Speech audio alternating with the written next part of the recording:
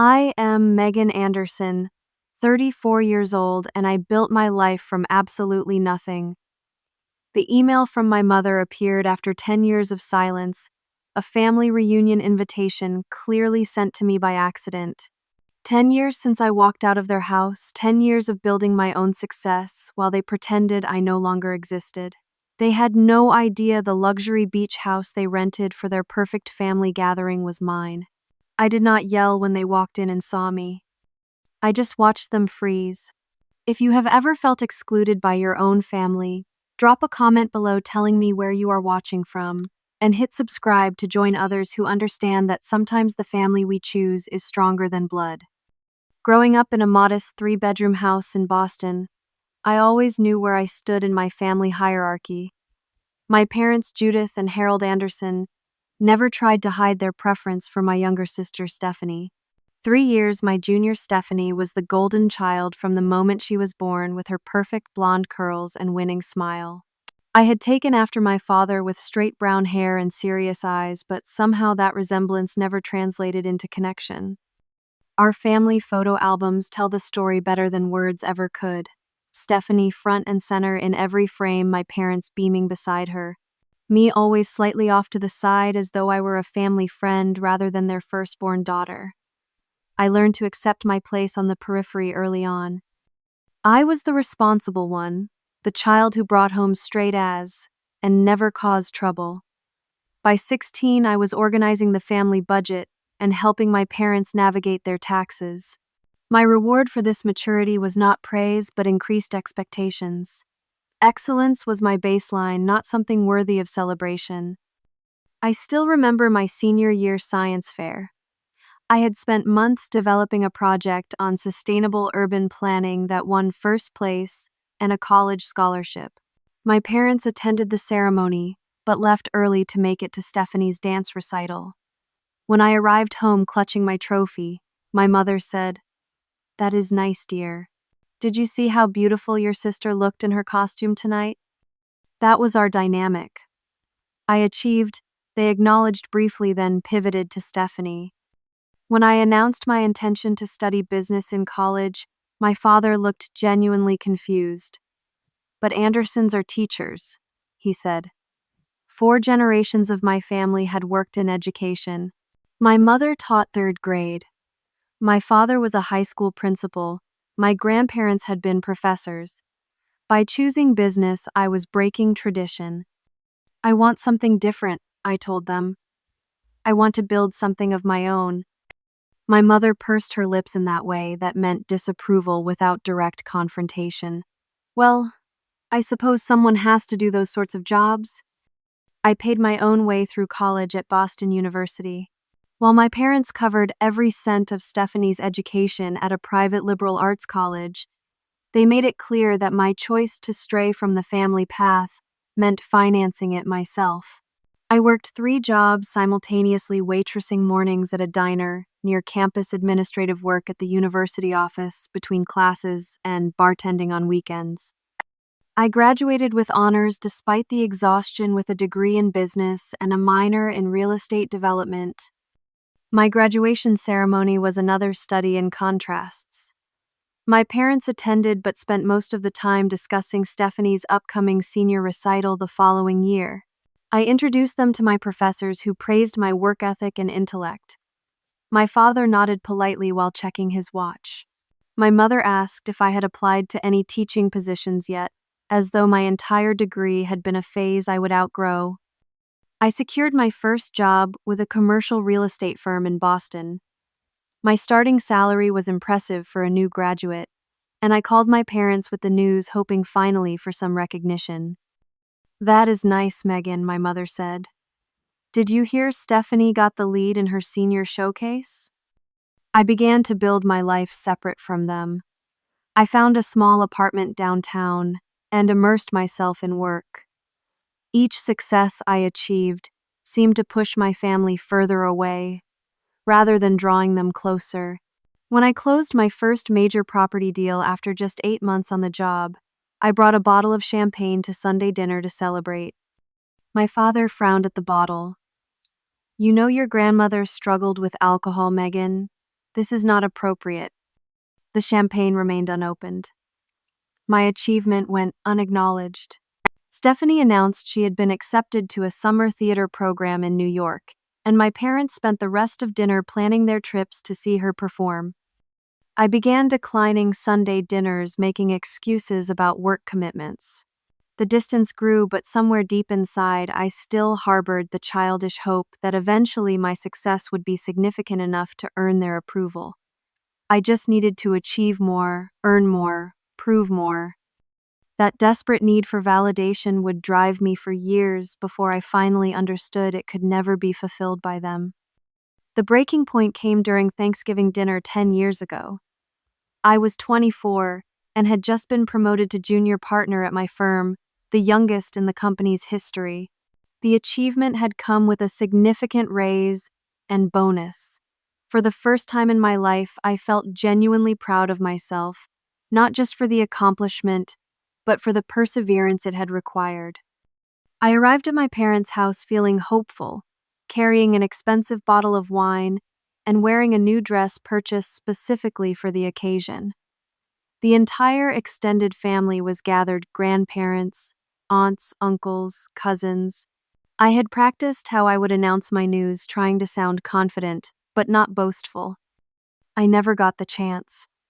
As soon as the turkey was served, Stephanie stood clinking her glass dramatically. She was radiant in a fitted red dress, her engagement ring catching the light as she raised her hand.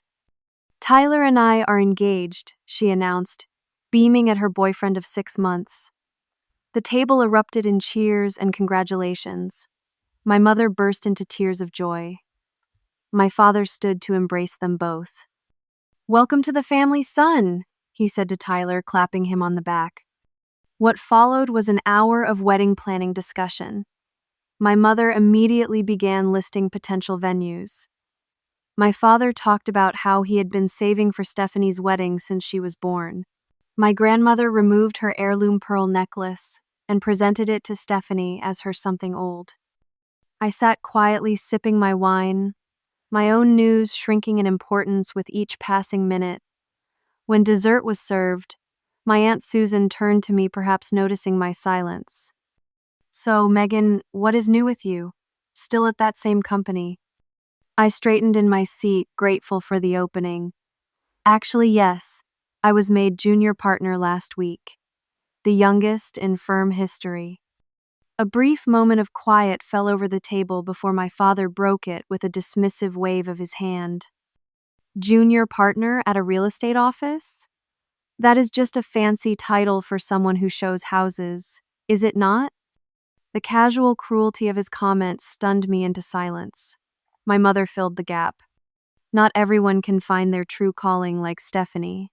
Some people just work jobs." Something broke inside me then. 10 years of accumulated disappointment crystallized into a moment of clarity. I set down my wine glass carefully. "I do not show houses. I negotiate multi-million-dollar commercial property deals. Last month I closed a transaction worth $8 million. My voice was steady despite the emotion building in my chest. "But you have never bothered to understand what I do, because it does not fit your narrow view of success." The table fell silent.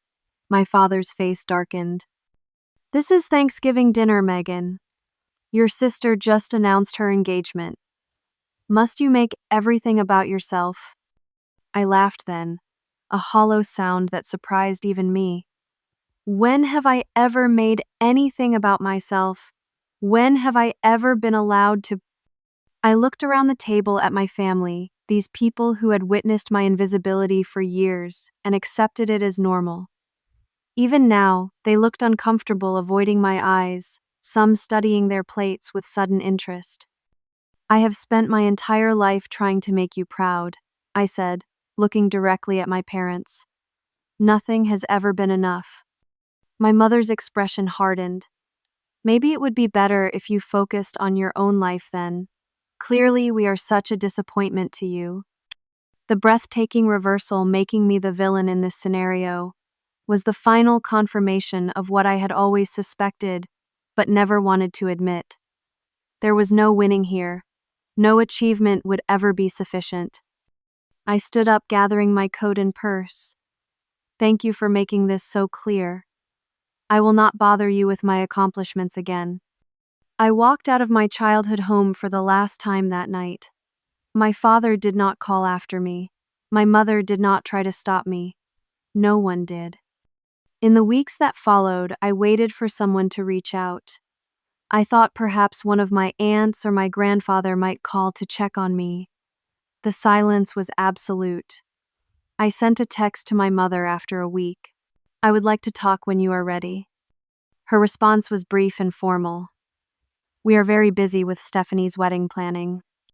I tried once more at Christmas, sending cards to my parents and sister. The one to my parents was returned unopened. Stephanie sent a terse message. Please do not create drama during my engagement. By New Year, I understood that the rupture was complete. I had committed the unforgivable sin of demanding recognition. For that, I was excised from the family narrative. I made a few attempts to maintain connections with extended family. I sent birthday cards to cousins, called my grandmother occasionally. The conversations were strained, filled with careful omissions. No one mentioned my parents or Stephanie. Gradually, these connections faded too. My grandmother passed away the following year. I attended the funeral and stood alone at the back of the church. My parents and sister occupied the front pew and did not acknowledge my presence. The last Christmas card I sent was 3 years after the Thanksgiving incident. It was returned with, "Not at this address," written on it, despite my parents still living in the same house. The message was clear. I no longer existed to them. After accepting that my family had chosen to remove me from their lives, I threw myself into building a life that fulfilled me. Work became both my distraction and my purpose. 6 months after the Thanksgiving confrontation, I was offered a position with a larger firm in Los Angeles. The role came with significant responsibility and a substantial salary increase. More importantly, it offered distance 3,000 miles between me and the family that did not want me.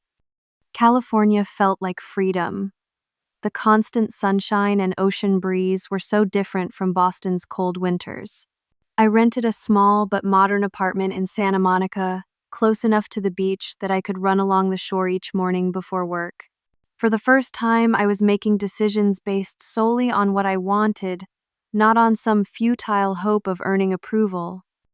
It was at a real estate networking event that I met Jasmine Torres, a brilliant property lawyer with a laugh that filled the room.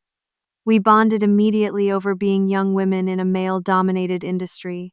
Jasmine had grown up in foster care and understood family wounds in a way few others could. Family is who shows up, she told me, over margaritas the night we became friends. Blood is just genetics.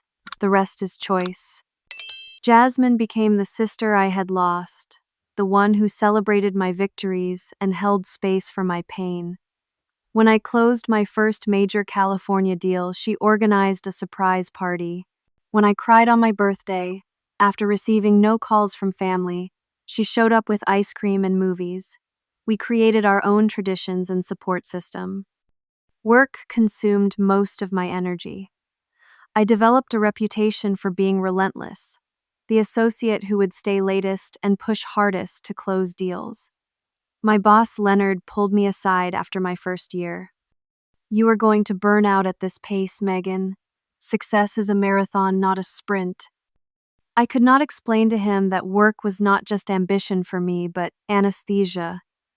Every hour focused on spreadsheets and property valuations was an hour not spent wondering why I had been so easy to discard. Therapy was Jasmine's idea. She recommended her own therapist, Dr. Karen Larson, a woman with kind eyes and a direct manner that brooked no self-deception. "You are trying to prove your worth through achievement," Dr. Larson said during our third session. "But worth is inherent, not earned. Your family's inability to see your value reflects their limitations, not yours." Those words were a revelation, though it would take years before I truly believed them. I continued weekly sessions, gradually unpacking the patterns established in childhood, the desperate need for validation, the belief that love was conditional on performance, the habit of making myself smaller to avoid threatening others. My career continued its upward trajectory. 4 years after moving to California, I had saved enough to make my first personal real estate investment, a small fourplex in an up-and-coming neighborhood. I renovated the units myself on weekends, learning plumbing and basic electrical work from YouTube videos. When I sold the property 18 months later, I doubled my investment. This became my pattern: buy, improve, sell, reinvest. By 30, I had enough capital and experience to launch my own boutique investment firm, Anderson Property Group. I hired a small, dedicated team and focused on revitalizing neglected commercial and residential properties. Success followed success. A profile in Business Insider called me real estate's rising star. My net worth crossed into 7 figures, then 8. I bought a comfortable condo in a luxury building and filled it with art that spoke to me. I traveled when I wanted, donated to causes I believed in, built a life of meaning and purpose. And still, in quiet moments, the family-shaped hole remained. Success had not filled it. Therapy had helped me understand it. Time had taught me to live with it. But nothing had healed it completely. Then, on my 32nd birthday, Jasmine and I took a drive up the coast to Malibu. We were celebrating the successful completion of our largest joint project, a mixed-use development that had transformed a neglected neighborhood and created affordable housing alongside commercial space. Let us just look at some of the properties Jasmine suggested as we drove along the Pacific Coast Highway, birthday window shopping. That is when I saw it, a stunning modern home perched on a cliff overlooking the ocean. Floor-to-ceiling windows reflecting the endless blue of the Pacific. A for sale sign swaying gently in the breeze. Something about the house called to me. It stood alone, self-contained, and beautiful in its isolation. Strong despite being surrounded by the constant crash of waves, I felt an immediate connection. The price was astronomical, far beyond what I would normally consider prudent. But standing on the deck, watching dolphins play in the distance, I made the most emotional financial decision of my life. This is home, I told the realtor. I will take it. The beach house became my sanctuary. I furnished it carefully, each piece chosen for comfort and meaning rather than status. The massive living room windows became my meditation focus. The changing ocean my constant companion. I spent weekends beachcombing, collecting sea glass, and interesting driftwood that I displayed throughout the house. More than any other place I had lived, the beach house felt like an extension of myself, strong, independent, with hidden depths and unexpected warmth. When business associates expressed surprise at a single woman living alone in such a large space, I smiled. I spent too many years making myself small, I would say. I am done with that now. When travel picked up after pandemic restrictions eased, I listed the house with a high-end property management company for short-term rentals during periods when I traveled for business. The income was unnecessary but practical, and I liked the idea of others enjoying the peace I had found there. I had built a life that reflected my values, surrounded myself with chosen family who celebrated my successes and supported me through challenges. The wound of my blood family's rejection had scarred over, still visible, but no longer constantly painful. Or so I thought, until the day their names appeared in my inbox after 10 years of silence. It was an ordinary Tuesday morning in April. I was at my desk by 7 a.m., reviewing quarterly projections while sipping the strong black coffee that fueled my early starts. My assistant Alexis would not arrive for another hour, so the office was peacefully quiet. Email management was part of my morning routine, a systematic clearing of the inbox before the day's meetings began. Delete, archive, respond, delegate. I moved through messages efficiently until I froze coffee cup halfway to my lips. From Judith Anderson, Juditha58@gmail.com, subject family reunion. Details. June 1, 5, 2, 2. My mother's name in my inbox after 10 years of absolute silence. My hand trembled slightly as I set down my cup. For a moment, I considered deleting the message unread. What good could come from reopening old wounds? But curiosity overrode caution, and I clicked. The email was clearly not intended for me. It was addressed to family and contained details about a week-long reunion planned for June. My eyes skimmed the enthusiastic text about reconnecting, shared meals, beach activities, and memory making. "We have secured the perfect luxury beach rental in Malibu," my mother wrote. "Harold and I are covering the cost as our gift to the family. We cannot wait to have everyone together again." Together again. As though they had been including me all along. As though there had not been 10 years of reunions, holidays, and gatherings from which I had been deliberately excluded. I scrolled down to find a detailed itinerary and a list of attendees: my parents, Judith and Harold, my sister Stephanie, her husband Tyler, and their children Emma and Jack, nephews and nieces I had never met. Various aunts, uncles, and cousins, all familiar names from a life I had left behind. My name was noticeably absent from the list. I had been included in the email by mistake, perhaps as part of an old family distribution list that no one had bothered to update. The realization stung more than it should have after all this time. Not only had they continued having family gatherings without me, but they had not even thought to remove my email from their contacts.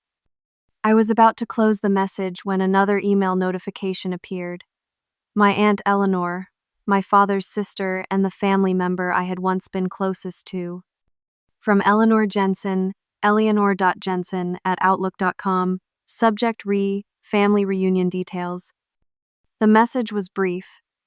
"Megan, did you receive Judith's email about the reunion? There is something you should know.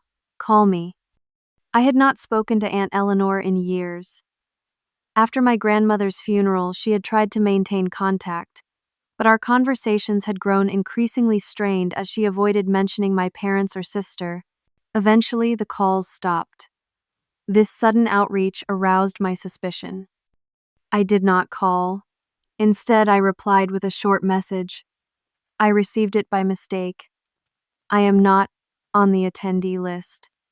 Her response came quickly. "That is what I thought. You might want to know where they are staying. Check the rental listing." She included a link to a high-end vacation rental site. I clicked it with growing unease.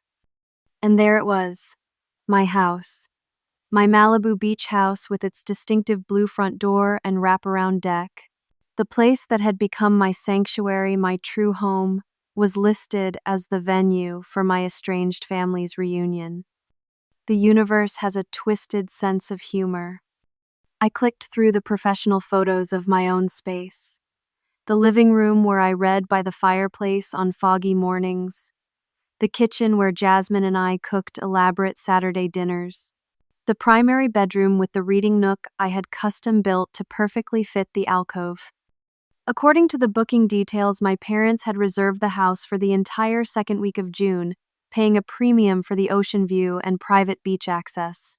They had no idea they were sending money to a property management company that would forward their payment minus fees to me. I sat back in my chair, mind racing.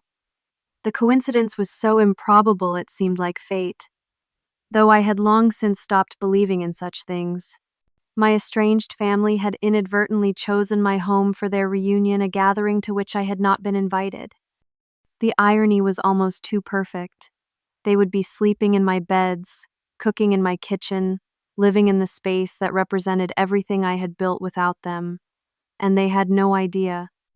A laugh bubbled up from somewhere deep inside me, surprising in its genuine amusement. The situation was objectively absurd. What were the odds? Of all the rental properties in Malibu, they had chosen mine. I had 3 options as I saw it. I could cancel the reservation through the management company, citing an unexpected need to use the property myself. I could allow the rental to proceed without revealing myself collecting their money while they remained ignorant of the connection. Or I could make an appearance revealing the truth in what would undoubtedly be a dramatic confrontation. None of these options felt entirely right. Canceling seemed like running away. Taking their money without disclosure felt dishonest. Confronting them risked reopening wounds that had taken years to heal. I needed advice from the people who had become my true family. "They are staying at your house." Jasmine's voice rose in disbelief as we sat on my office balcony during lunch break. "That is some cosmic joke." I showed her the rental listing on my phone, watching her eyes widen as she recognized the familiar spaces. "What are you going to do?" she asked, handing the phone back. "I do not know," I admitted. Part of me wants to cancel the reservation out of spite. Another part wants to let them stay without ever knowing whose house they enjoyed. Jasmine considered this, twirling pasta around her fork thoughtfully. "Or you could show up, reclaim your narrative." The thought sent a jolt of anxiety through me. And say, "What? Surprise? The daughter you discarded owns this multi-million-dollar property you are vacationing in?" "Maybe not exactly like that," Jasmine laughed. "But, yes, essentially. Show them who you have become without needing their approval." I scheduled an emergency session with Dr. Larson that evening, arriving at her cozy office still unsure of how to proceed. "This situation has triggered a lot of old pain," Dr. Larson observed after I explained the bizarre coincidence. "But it also presents an opportunity for closure on your terms." "What does healthy closure look like in this situation?" I asked. "That depends on what you want from it," she replied. "Are you seeking reconciliation, acknowledgement, or simply to demonstrate that their rejection did not destroy you?" I considered her question carefully. I stopped wanting their approval years ago, but I think I still want them to see that I succeeded despite them, not because of them. Dr. Larson nodded. "That is honest. Just remember that whatever reaction they have belongs to them, not you. Your worth is not determined by their response." Over the next few days, I weighed my options. I received an automated email from Coastal Luxury Properties, the management company that handled my rental bookings when I was away. Confirmation of reservation, June 15 through 22. Anderson party of 12. Full payment received. Anderson party, my name, not theirs. The irony was not lost on me. I called the property manager, Rachel, who had handled my house for the past 2 years. "I need to discuss the June 15th reservation," I said after exchanging pleasantries. "Is there a problem?" Rachel asked. "The Anderson booking. They seem like a lovely family. The woman mentioned it is their first reunion in Malibu." "No problem," I assured her. "But I might be stopping by during their stay. Family friends." I added, the half-truth sticking in my throat. "Of course," Rachel said. "It is your house. I will make a note in the system." As the reunion date approached, I found myself thinking more about my family than I had in years. Memories surfaced unbidden. My father teaching me to ride a bike before Stephanie was born in those brief years when I had been the only child. My mother braiding my hair for the first day of school. Moments of connection that had grown increasingly rare as family dynamics calcified. The week before the reunion, I made my decision. I would not cancel. I would not hide. I would make a carefully planned appearance, not out of spite or vengeance, but to reclaim my place in my own story. I spent the days leading up to their arrival preparing the house, not in the usual way. I readied it for rental guests, but making it unmistakably mine. I replaced the generic rental photos with personal ones, me at business awards ceremonies, with Jasmine at charity events, on international travels. I made sure my diplomas and business magazine features were visible in the home office. I left my collection of signed first edition novels on the shelves, rather than storing them away. The house would tell my story before I even appeared. The night before they were scheduled to arrive, I sat on my deck watching the sunset paint the ocean in shades of gold and pink. For the first time since discovering the coincidence, I felt completely at peace with my decision. Whatever happened tomorrow, I would be facing it as the woman I had become, not the daughter desperate for approval that I had once been. I texted Jasmine, decision made. I am showing up tomorrow afternoon. Wish me strength. Her reply came immediately. You do not need luck. You have yourself. That has always been enough. I parked my car on the street, overlooking my property just out of sight of the driveway. From this vantage point, I could observe the arrivals without being seen. My hands were steady on the steering wheel, my breathing controlled. The anxiety I had anticipated was present but manageable, more like pre-presentation jitters than genuine distress.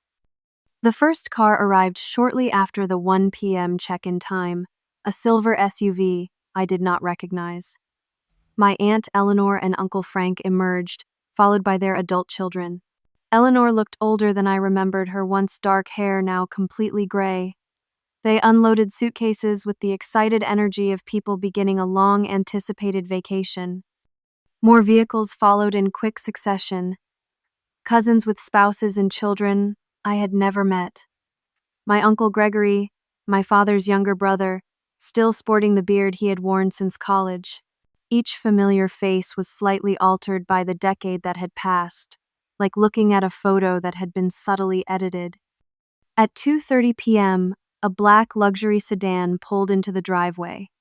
My parents stepped out, my father's once commanding posture, now slightly stooped, my mother's hair shorter, and styled differently than I remembered.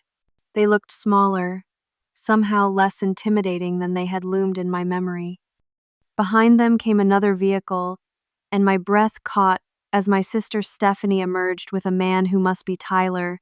2 children scrambled out after them, a girl about 8 and a boy, perhaps 5 or 6. My niece and nephew, blood relatives who were complete strangers. I watched as my family gathered on the front porch of my house, exclaiming over the view, the architecture, the location. My father unlocked the door with the code that would have been provided by the management company. They disappeared inside, their voices fading as the heavy door closed behind them. I gave them an hour to settle in, to explore the house and claim bedrooms, to begin unpacking and planning their week.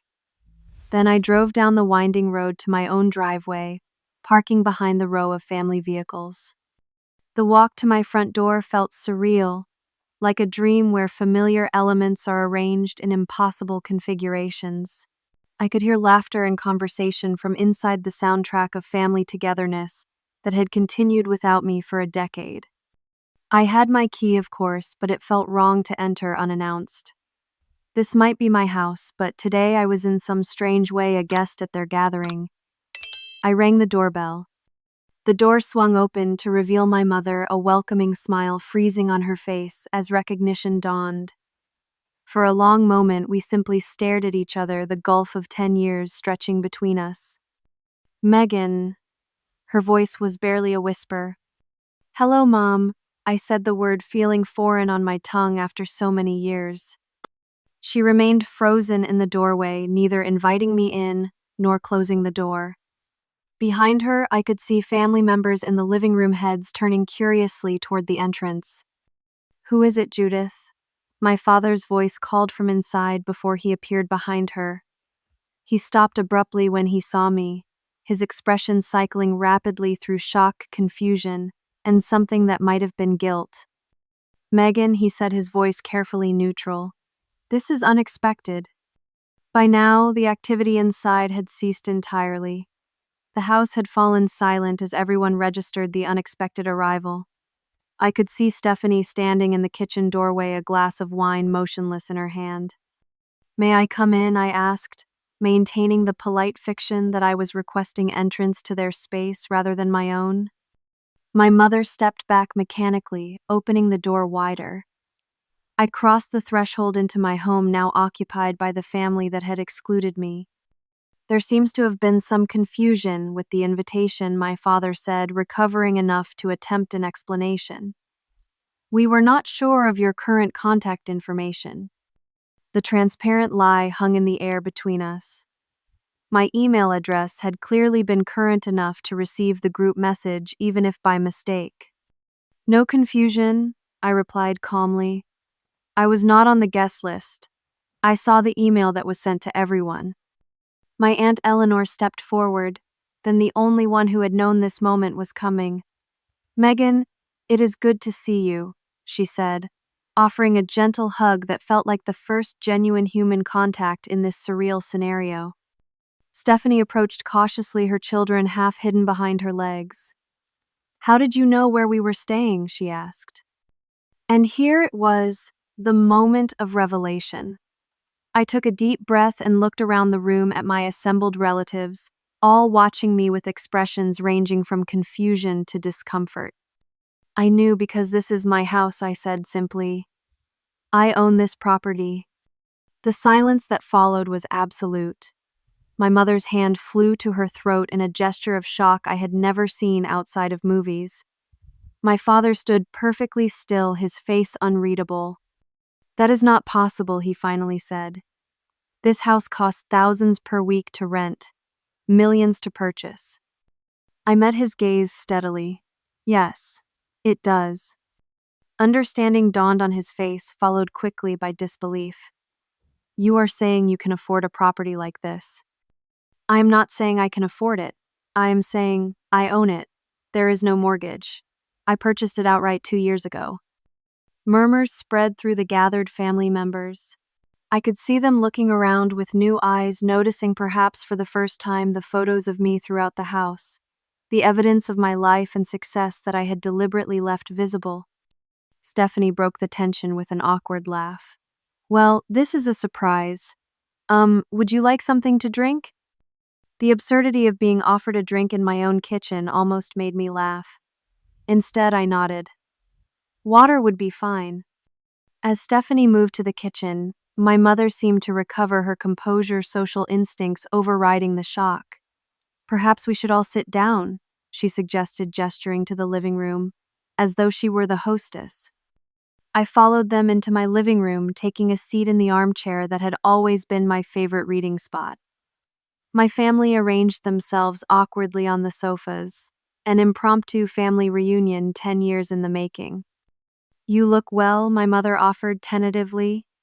Thank you. I am well. And you work in real estate? My father asked, clearly trying to reconcile the daughter who had left with the woman who now owned this impressive property. I own Anderson Property Group, I said. We specialize in commercial and luxury residential investments. Recognition flickered in his eyes. Anderson Property Group. I have read about your company in the Wall Street Journal. I nodded, neither confirming nor denying. Let him wonder if the successful Megan Anderson he might have read about was his daughter, the one whose career he had dismissed as playing with houses. The conversation continued in fits, and starts painfully polite inquiries about my life that carefully avoided acknowledging the decade of silence. I answered truthfully but without elaboration, offering no emotional openings. After the initial shock wore off my sister's children, Emma and Jack became curious about the aunt they had never met. Emma, showing none of the awkwardness of the adults, approached my chair. Are you really my aunt? She asked with 8-year-old directness. I confirmed. How come we never met you before? The innocent question silenced the room again. All the adults seemed to hold their breath, waiting for my answer. Sometimes grown-ups make complicated decisions, I said carefully. But I am glad to meet you now. Stephanie quickly suggested that the children might want to explore the beach. Her husband Tyler, who had remained silent throughout this uncomfortable reunion, volunteered to take them outside. Once the children were gone, my Aunt Eleanor spoke up. Perhaps Megan would give us a tour of her beautiful home. She suggested, emphasis on the word her. The tour became my opportunity to subtly reveal the life I had built. I showed them through the house, pointing out features and renovations I had personally selected. I mentioned the circumstances of significant purchases or design choices, each story a glimpse into my successful, fulfilling life. My mother trailed behind, occasionally reaching out to touch things as though confirming their reality. My father maintained a careful distance, his expression unreadable. When we reached the deck overlooking the ocean, the rest of the family tactfully dispersed, leaving me alone with my parents. The three of us stood at the railing, watching waves crash against the shore below. "Why did you not tell us?" my mother finally asked. "Tell you what? That I had become successful? That I had built a good life? When would I have done that after you returned my Christmas cards? After you excluded me from family gatherings for a decade?" My father cleared his throat. "We thought you wanted nothing to do with us. You walked out that Thanksgiving." The revision of history was breathtaking in its audacity. I reached out multiple times after that night. You chose not to respond. "We were hurt," my mother said. "You accused us of favoritism." "Not accused, named. There is a difference." A silence fell between us, filled only by the sound of waves and distant laughter from the children on the beach below. "Your sister's engagement was important," my father said, a last attempt at justification. "Everything about Stephanie was always important," I replied without heat. "Everything about me was always secondary. I simply reached a point where I was no longer willing to accept that dynamic." My mother's eyes filled with tears. "And now you have all this," she gestured at the house, "the view to prove us wrong." "No," I said firmly. "I did not build this life to prove anything to you. I built it for me. The fact that you are standing in my home right now is coincidence, not intention." "But now that we are here," my father began, "perhaps this is an opportunity to reconnect, to be a family again." I studied him carefully. This man whose approval I had sought for so many years. "What exactly are you proposing? That we pretend the last decade never happened? That you did not choose to cut me out of your lives?" "People make mistakes," my mother said softly. "They do," I agreed. "And sometimes those mistakes have permanent consequences." I turned to face them fully. I am not interested in reconciliation without accountability. I am not interested in a relationship where my success is suddenly the reason I am worthy of inclusion. If you want to be part of my life now, you need to understand why you were not part of it for the past 10 years. They exchanged glances, uncomfortable with this direct challenge. "We can discuss this later," my father said, retreating to his habit of deferring difficult conversations. "This is supposed to be a family vacation." "Yes," I said. "It is, and I will leave you to enjoy it. This is still your rental for the week. I have a condo in the city where I will stay." "You do not have to leave," my mother protested, though without much conviction. "I think it is best," I replied. "You all have catching up to do, and I have work commitments." As I turned to go, I realized something profound had shifted inside me. Standing there with my parents in the home I had created without them, I no longer felt the ache of their rejection. I no longer needed their approval or understanding. Their opinion of me, once so devastating in its dismissal, now carried no more weight than that of any casual acquaintance. In seeking to exclude me, they had inadvertently set me free. I stayed in my city condo during the reunion week, maintaining a careful distance while still making occasional appearances at the beach house. Each visit was on my terms, scheduled and time-limited. I brought toys for my niece and nephew, getting to know these children who shared my blood, but had been strangers until now. Emma, with her curious nature and direct questions, became an unexpected bridge between worlds. Unlike the adults, she had no history to overcome, no predetermined narrative about who I was or should be. To her, I was simply Aunt Megan, the lady with the cool house who knew all the best tide pools. "Why do you live here all alone?" she asked, during a beachcombing expedition. "Do not you get lonely?" "I am not alone," I explained. "I have close friends who are like family to me." and sometimes being by yourself is not the same as being lonely. She considered this with the seriousness only children can bring to philosophical questions. I think I would like a house by the ocean when I grow up too. Maybe you will have one, I told her, helping her collect shells in her plastic bucket. The relationship with my sister Stephanie evolved more slowly. Years of competition fostered by our parents had created wounds on both sides. On the third evening of their stay, she asked if we could talk privately. We sat on the deck after everyone else had gone to bed, two adult women trying to find common ground across a decade of absence.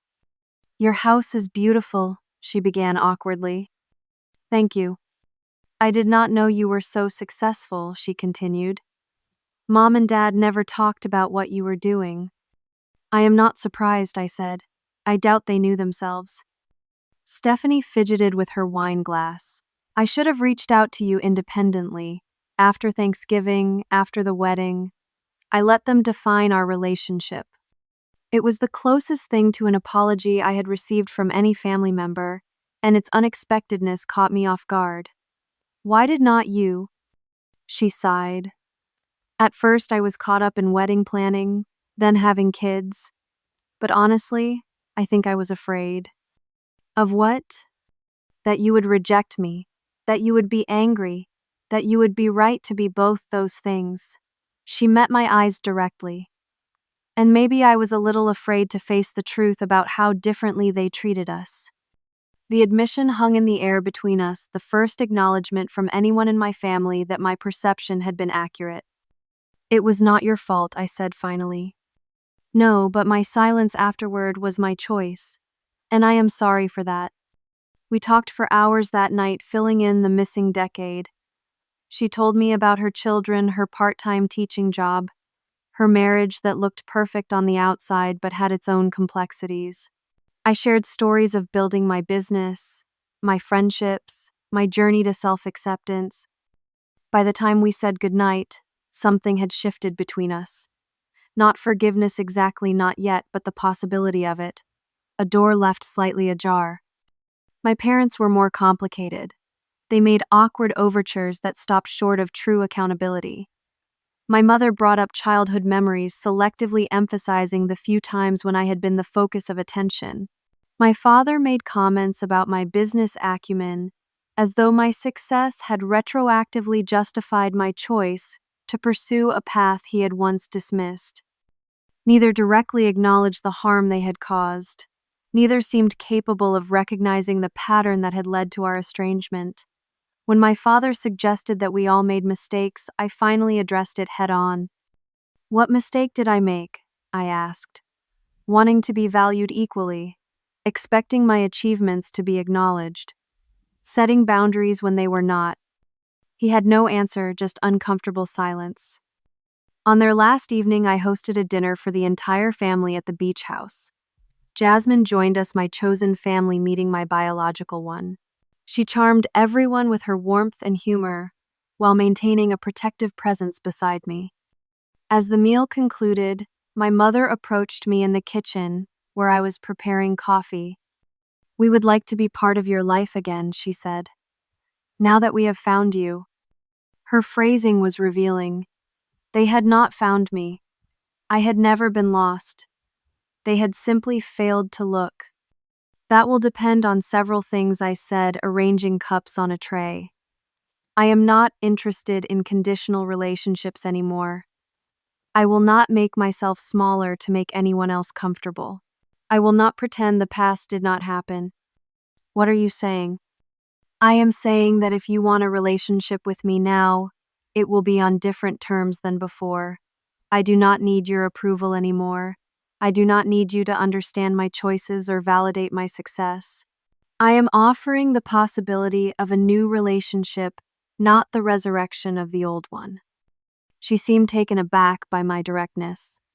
"And if we cannot accept those terms, then nothing changes," I said simply. "I have built a good life without you in it. I can continue to do so." The power dynamic had shifted irreversibly. For the first time in our relationship, I was not the supplicant hoping for acceptance. I was offering them the privilege of knowing me, as I truly was, an offer they were free to accept or decline. The morning of their departure, I arrived to say goodbye. The week had been emotionally exhausting but clarifying. I had faced my past without being consumed by it. I had shown myself that I could engage with my family from a place of strength rather than need. My Aunt Eleanor hugged me tightly before getting into her car. "I am proud of who you have become," she whispered, "and I am sorry I did not fight harder to stay connected." My niece Emma made me promise to video chat regularly. "You can show me the dolphins when they swim by your house," she insisted. Stephanie and I exchanged contact information with a tentative plan to visit each other in the coming months. "This does not have to be the end," she said. "It could be a beginning." My parents were the last to leave. We stood in the driveway, the morning sun casting long shadows across the pavement. "Thank you for not canceling our reservation," my father said stiffly. "You are welcome to rent it again," I replied, the subtle reminder of our positions bringing a flush to his face. My mother hesitated, then stepped forward to embrace me. I allowed it but did not fully return the gesture. Some boundaries would remain necessary for now. "We will call you," she promised. "I will answer if I can," I responded, making no promises of my own. I watched them drive away, feeling neither triumph nor sorrow, just a quiet certainty that whatever happened next, I would be okay. After they left, I walked through my empty house, reclaiming each space with my presence. I opened windows to release the lingering tension, straightened furniture, restored my personal items to their proper places. Jasmine came over that evening with takeout and wine.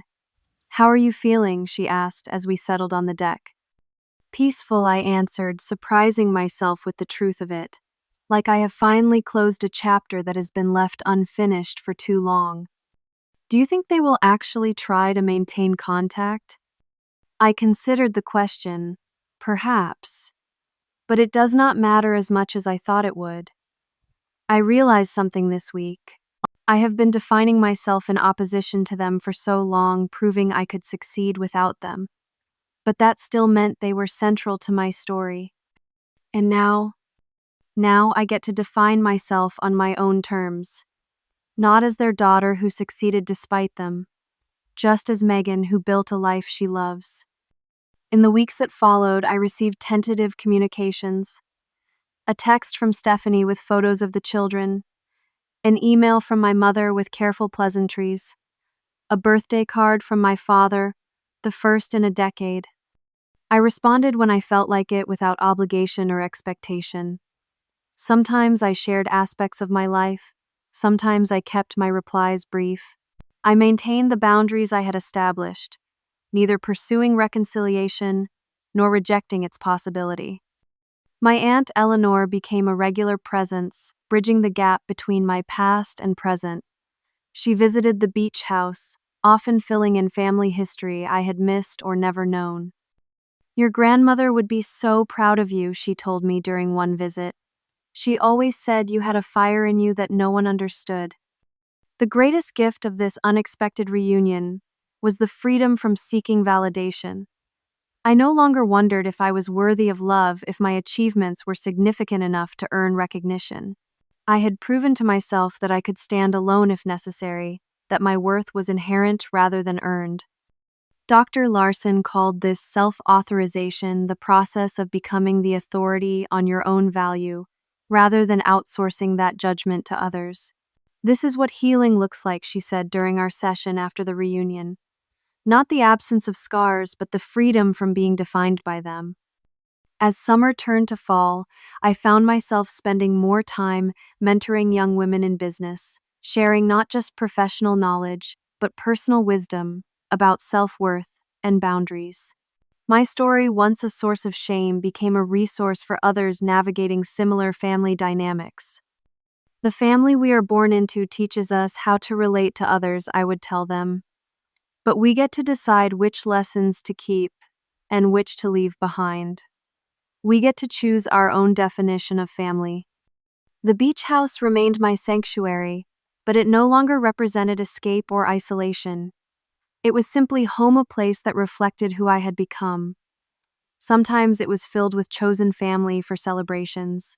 Sometimes it hosted tentative visits from blood relatives working to earn a place in my life.